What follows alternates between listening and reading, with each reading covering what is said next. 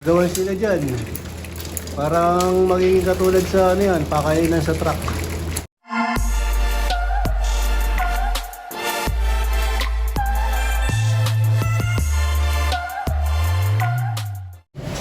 Welcome back mga kalapatids. Maraming salamat Boss Ronald Gonzales sa breeder and flyer mix ng kalapatids. Bali tapos na nga kumain lahat yung aming mga stock bird. Ito yung stock hen, tapos na silang kumain. Itong dalawang puti na young bird na nilipat namin, yan, sanay na sila. Nung unang nilagay nga namin yan, mga naninibago. Pero ngayon mukhang okay na. Yan, relax na yung mga stock hen namin kasi nga mga nakakain na yan. Tapos dito naman sa aming mga barako na stock, ganun din, mga nakakain na rin yan, mga kalapatids. So, halos patapos na silang maglugon o magmolt. Maganda na ulit yung mga balahibo nila. Ito, si Major Pain, tapos na rin maglugon. Itim, ayun, tapos na rin. Yung mga pinakaunang natapos dyan, mag-point. Halos makikinis na nga sila. Ito na lang yung mga dyan, naglulugo yung mga young bird na hindi ko iniwalay. O hindi ko na nilagay sa young bird loop. Hinayaan ko na sila dito. Lahat ng mga breeder, halos tapos nang maglugon o magmold. Ang ganda talaga dito. Ang lapad ng leg. Sana makuhanan ko pa ng magandang mga young bird. Bala ko nga iparis to dun sa Alphonse na hen. Tapos dito naman sa aming young bird loop, kasalukuyang rumoronda yung aming mga kak. Young bird cock, yung una kong pinalabas. Ito nga yung mga hen. Bali pinaghiwalay ko nga sila mga kalapatids.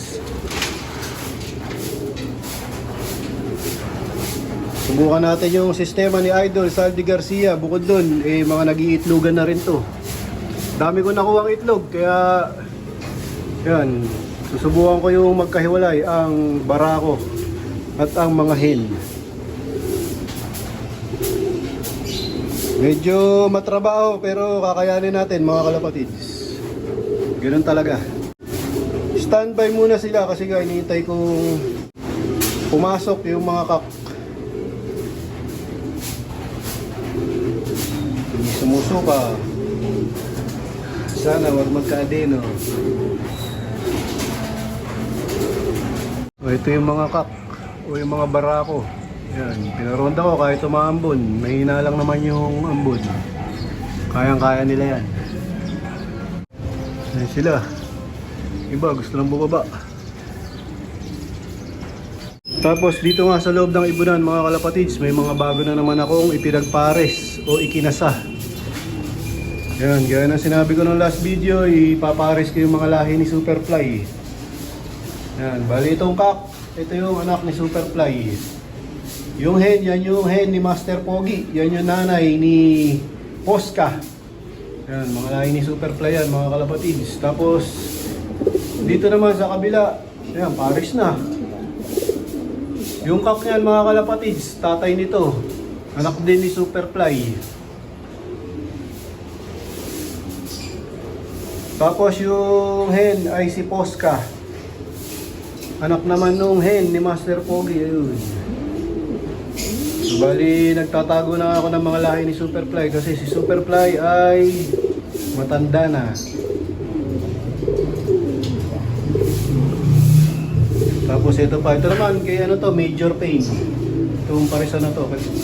Pinares ko sa old line ni Brother Jay De La Paz. Tapos ito yung inbreak, cross inbreak. Inbreak ni Master Pogi, tsaka inbreak ko, pinagpares ko mga kalapatids. Yan, may itlog na isa. Tapos ito si 8 Mac. Pinares ko naman siya doon sa anak niya. Yan, matanda na rin si 8 Mac mga kalapatids. 2017 o 2018. Yan. Yung kapares niya, anak niya yan, mga kalapatids. Anak niya kay Allen Champ, yung kapatid niya. Bali itong hen ay lock breed nila, mga kalapatids. Lock breed ni 8 Mac tsaka ni Allen Champ. Tapos pinares ko ulit siya dito kay 8 Mac. So yan, mga kukuhanan ko ng pang breeder o pang stock. Tapos ito yung white na magkapatid. Lock breed din ito, mga kalapatid. Tapos ito yung parisan ng Superfly tsaka ng Crack 52 ni J. Rabal Barba. Yan. Ito yung kay J. Rabal, yung kak. Kuha na ko ng pang-stock. Yung mga anak nila yung gagamitin kong breeder. Mga barako ko may nakasabay kaya magsibaba. Ito na nga yung mga hen, naka-ready na. Bali napapasok ko sa pamamagitan ng stick. Ito yung mga ibang barako. Meron pang tatlong natitirang rumoronda. Matigas sa ulo. Yan, naglalagay nga ako ng patoka dito, mga kalapatids. Para masanay sila na, o maisip nila na palagi may patoka sa trapdoor. Pero sa una lang yan, mga kalapatids. Baga sinasanay ko lang sila. Pero pag nasanay na, doon na sila rektang kakain sa patukaan talaga nila.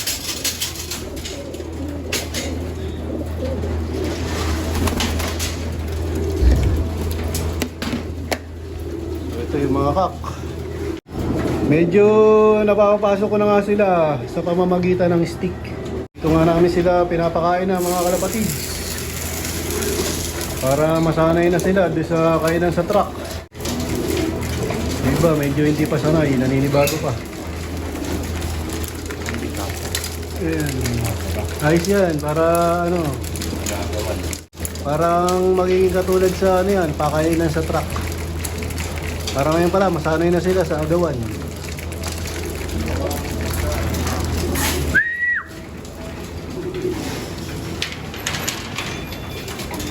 So yan na yung mga barako namin. Meron pa nga tatlong hindi pumapasok. Matigas ang ulo, yung dalawang magkapatid na itim. Matigas ang ulo nun, mga kalapatid. Ngayon naman yung papakola namin, mga kalapatid. Dito na kami nagpapakola.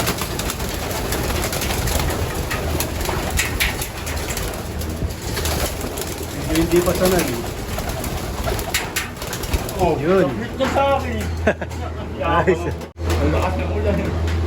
Ayan, medyo maambon. Yan naman yung pinalabas namin, mga kalapatids.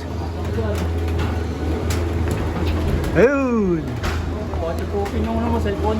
Ha? Waterproofing yan. Waterproofing. So yun, hindi na namin mahihintay yung ronda nito, mga kalapatids. Matatagalan tayo. Dito ko na tatapusin ang video namin para sa araw na to. Please like, share, comment, subscribe. Keep safe. God bless. Ingat, mga kalapatids.